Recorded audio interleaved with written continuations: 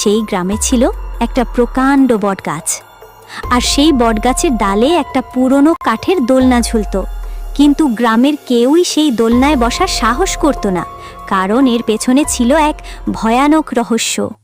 এক রাতে জয়ন্ত আর তার স্ত্রী সুষমা ঘুমোচ্ছিল। হঠাৎ তাদের কানে আসে একটা কান্নার আওয়াজ। কান্নার আওয়াজটা এত করুণ ছিল যে জয়ন্তর ঘুম ভেঙে যায়। সে সুষমাকে ডেকে বলল, সুষমা, ওঠো, আবার সেই কান্নার আওয়াজ শোনা যাচ্ছে। হায় আল্লাহ, আবার সেই কান্নার আওয়াজ। আমার মনে হচ্ছে আওয়াজটা ওই পুরনো বটগাছটার দিক থেকে আসছে। জয়ন্ত সাহস করে জানালার দিকে এগিয়ে যায়। জানালা দিয়ে সে যা দেখে তাতে তার চোখ কপালে উঠে যায়। সে দেখে সেই দোলনায় একজন মহিলা বসে আছে।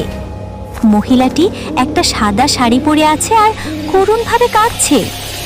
জয়ন্ত ভয়ে চিৎকার করে বলে, সুষমা, জলদি এখানে এসো, ওই দোলনায় কেউ বসে আছে। জয়ন্তের কথা শুনে সুষমা তাড়াতাড়ি করে সেখানে চলে আসে। এটা নিশ্চয়ই কোনো পেতনি। ওগো, আমার যে খুব ভয় করছে। আমি শুনেছি ওটা নাকি একটা ভুতুড়ে দোলনা। আরে ধুর, তোমার মাথাটা একদমই গেছে। ও তো একজন সাধারণ মহিলা। তুমি একটু এখানে দাঁড়াও, আমি বাইরে গিয়ে একবার দেখে আসি। কোথায় যাচ্ছ তুমি? তোমার মাথাটা কি পুরো খারাপ হয়ে গেছে? এ যে সাক্ষাৎ বিপদ। আরে বাবা, কিচ্ছু হবে না, একদম চিন্তা করো না। না, আমি কিছুতেই তোমাকে একা বাইরে যেতে দেব না। দুজনে যখন কথা বলছিল, হঠাৎ সেই মহিলা অদৃশ্য হয়ে গেল। এটা দেখে ওরা আতঙ্কে জমে গেল। সুষমা ভয়ে ভয়ে বলল, দেখো, আমি বলেছিলাম না এটা কোনো সাধারণ মহিলা না। এবার বিশ্বাস হলো তো? তুমি ঠিকই বলেছ, এই দোলনায় নিশ্চয়ই কোনো গোলমাল আছে। আজ থেকে আমরা আর ভুলেও ওই দিকে যাব না।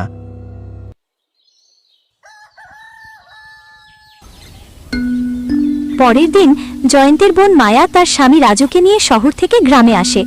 দাদা, বৌদি, কোথায় তোমরা? আরে মায়া, কত দিন পর এলি।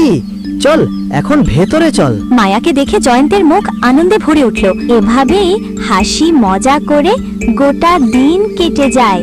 তারপর যখন রাত হলো, জয়ন্ত মায়াকে বলল, মায়া, তুই জয়ন্তের সাথে এই ঘরে শুয়ে পড়।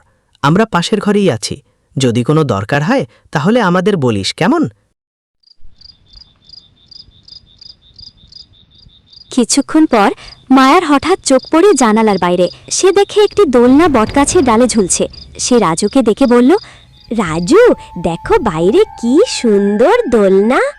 আমাদের শহরে তো এমন সুন্দর দোলনা দেখতেই পাওয়া যায় না। চলো না আমরা দোলনাটা থেকে একটু ঘুরে আসি। আরে, এখন তো অনেক রাত হয়ে গেছে, এখন নয়, কাল সকালে গিয়ে ঘুরে আসবো। চলো না প্লিজ, এই তো কাছেই, এখনই চলে আসবো। জেদ করো না, এসো ঘুমিয়ে পড়ো। বললাম তো কাল সকালে যাব। কিন্তু মায়া রাজুর কথা না শুনে দোলনাটার দিকেই তাকিয়ে থাকে। দোলনাটা তো একেবারে ঘরের কাছেই, আমি বরং একাই চলে যাই। এই ভেবে মায়া একাই বেরিয়ে পড়ে আর সেই দোলনার কাছে চলে যায়। আরে বাহ, যেমনটা ভেবেছিলাম ঠিক তেমনটাই। আজ তো মজা এসে যাবে। পাখি হয়ে উড়ি, মন যে মাতে, মন যে মাতে নতুন করে। আহা উড়ি নতুন করে। অনেকক্ষণ ধরে মায়া আনন্দের দোল খাচ্ছিল। এরপর সে ভাবে, অনেক তো হলো, এবার ভেতরে যাওয়া যাক। দাদা যদি ঘুম থেকে উঠে দেখে আমি এখানে, তাহলে খুব রাগ করবে। এই ভেবে মায়া যখন দোলনা থেকে নামতে যায়, তখন সে অনুভব করে কেউ যেন তাকে শক্ত করে ধরে আছে। মায়া যতই চেষ্টা করুক না কেন, সে দোলনা থেকে নামতে পারে না। মায়া ভয়ে চিৎকার করে ওঠে, কে আমাকে ধরে রেখেছে? কে আছে এখানে? কেউ আছো? বাঁচাও, বাঁচাও আমাকে। মায়ার চিৎকার শুনে জয়ন্ত, সুষমা আর রাজুর ঘুম ভেঙে যায়। সুষমা আর জয়ন্ত ছুটে যায় মায়ার ঘরে। তারা মায়াকে ঘরে না দেখতে পেয়ে খুব চিন্তায় পড়ে যায়। রাজু, মায়া কোথায়? আমরা মায়ার চিৎকার শুনলাম। আমি সত্যিই বলছি দাদা, আমি ঘুমিয়ে পড়েছিলাম। ও যে কখন ঘর থেকে বেরিয়ে গেছে আমি টেরই পাইনি। হঠাৎ জয়ন্তের চোখ সেই দোলনার দিকে পড়ে আর সে দেখে মায়া মাটিতে পড়ে আছে। আরে ওই তো মায়া, ওই বটগাছটার নিচে পড়ে আছে। কিভাবে গেল ওখানে? তাড়াতাড়ি চলো। সবাই ছুটে গিয়ে দেখে মায়া অজ্ঞান হয়ে আছে। রাজু তাকে তুলে ঘরে নিয়ে আসে। সকালে মায়ার জ্ঞান ফেরে। সুষমা তাকে বলে, আজকের পর থেকে আর কোনোদিন ওই দোলনার কাছে যাবি না। ওই দোলনাতে একটা পেতনির ছায়া আছে। ঠিক আছে বৌদি, আমি আর কখনো ওদিকে যাব না।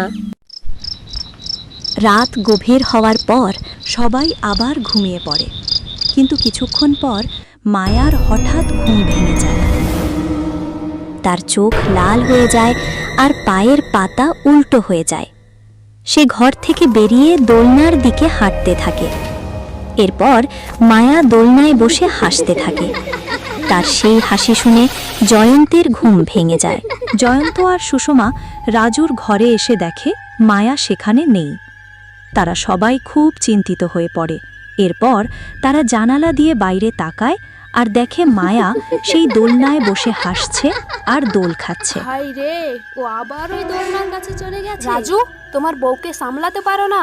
দেখো, ও মাঝরাতে উঠে কিসব করে বেড়াচ্ছে। আমাকে ক্ষমা করে দিন বৌদি, আমি ওকে অনেকবার মানা করেছিলাম, কিন্তু ও শুনলো না। আরে এসব কথা এখন ছাড়ো, আগে ওখানে তাড়াতাড়ি চলো। কোনো বড় বিপদ ঘটে যাওয়ার আগেই ওকে ফিরিয়ে আনতে হবে। তারা সবাই ছুটে দোলনার কাছে যায়।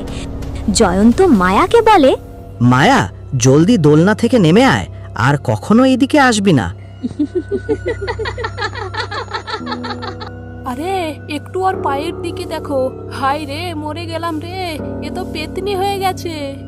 হায় রে, আমার বউ তো পেতনি হয়ে গেছে।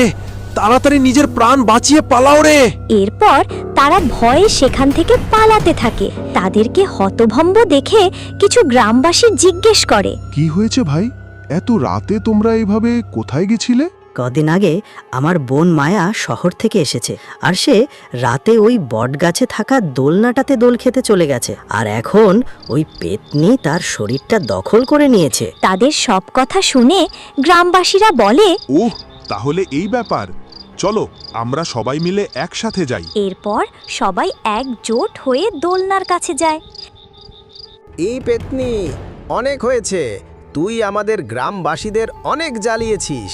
তোর কারণে কোনো লোক রাতে এই রাস্তা দিয়ে যাওয়ার সাহস পায়নি। কিন্তু ব্যাস, অনেক হয়েছে। এবার তোর খেলা শেষ। চলো ভাইয়েরা, আজ এই পেতনিকে শেষ করে দেব। একজন গ্রামবাসী বলে, ভাইয়েরা, এই দোলনাকে কেটে বটগাছ থেকে আলাদা করে দিতে হবে। এরপর কয়েকজন গ্রামবাসী কুঠার দিয়ে দোলনার দড়ি কেটে দেয়। দোলনা মাটিতে পড়ে যায় আর পেতনি রাগে মায়ার শরীর থেকে বেরিয়ে আসে। পেতনি চিৎকার করে বলে, এই গ্রামবাসী, তোরা এটা একদম ঠিক করিসনি। এবার তোরা সবাই মরবি। তখন একজন গ্রামবাসী বুদ্ধি খাটিয়ে বলে, তাড়াতাড়ি এই দোলনায় আগুন লাগিয়ে দাও। কে জানে, হয়তো দোলনাটা জ্বলে গেলে পেতনিটাও মরে যাবে। এরপর তারা দোলনায় আগুন লাগিয়ে দেয়। দোলনায় আগুন লাগতেই পেতনি চিৎকার করতে থাকে। পেতনি দোলনার সাথে জ্বলে ছাই হয়ে যায় আর গ্রামের মানুষরা সেই ভুতুড়ে দোলনার থেকে চিরকালের জন্য মুক্তি পায়।